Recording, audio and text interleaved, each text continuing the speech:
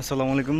Launch travel ভিডিওতে আপনাকে স্বাগত। সরাসরি হাজি ইকবাল শিপিং ডক ইয়ার্ডে ভিডিওতে দেখতে পাচ্ছেন এমবি ইমাম হাসান 2 ও এমবি জাহিদ চ্যাটকে রিবডি করার জন্য বেশ কিছুদিন ধরে উঠানো হয়েছে।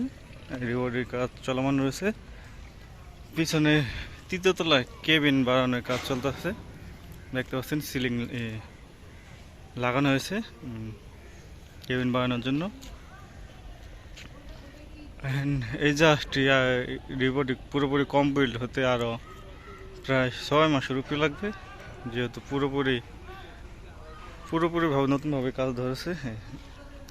সবগুলো কেবিন কেটে ফেলা হয়েছে, এই কেবিনগুলো নতুন করে করতে হবে। তার পাশাপাশি এই জাহাজটি প্রায় 1 বিঘা করে উঁচা করানো হচ্ছে, না আরও ফুলানো হচ্ছে জাহাজটিকে।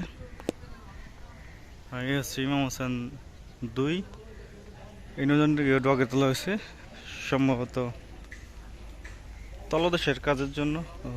মেন ডগে তোলা হয়, তার পাশে ওই ফ্যানটার কাজ করানোর জন্য উড়ানো হয়েছে।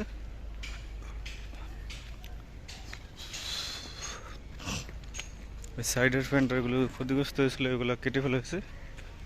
এখানে নতুন করে ফ্যানটার লাগানো হবে। দেখতে পাচ্ছেন এই ফ্যান্ডারগুলো কেটে নতুন করে ফ্যান্ডার লাগানো হবে। এগুলো অবশ্যই নিচে রেখেই করা যেত, কিন্তু তলদেশে কাজ করানো হবে সম্ভবত।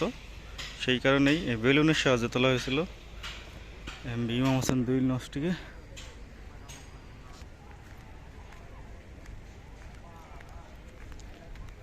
জাহিদ চ্যাটকে অনেক উঁচু করা হয়েছে, কিন্তু হালে পানি বাজবে অনেক। হালটা যদি একটু পাশ করানো যেত তাইলে। যাই হোক, জাহিদ চ্যাটের ইঞ্জিনেরও কাজ করানো হবে, শক্তিশালী ইঞ্জিন লাগানো হবে। আগে যে ইঞ্জিন ছিল সেটা চেঞ্জ করে অন্য একটা ইঞ্জিন লাগানো হবে। প্রায় 14 তলার মতো দেখতে পাচ্ছেন। তৃতীয় তলার অনেক কেবিন বানানো হয়েছে। তো এই ছিল হাজি ইকবাল শিপিং ডক থেকে সর্বশেষ আপডেট। এতক্ষণ সাথে থাকার জন্য অসংখ্য ধন্যবাদ।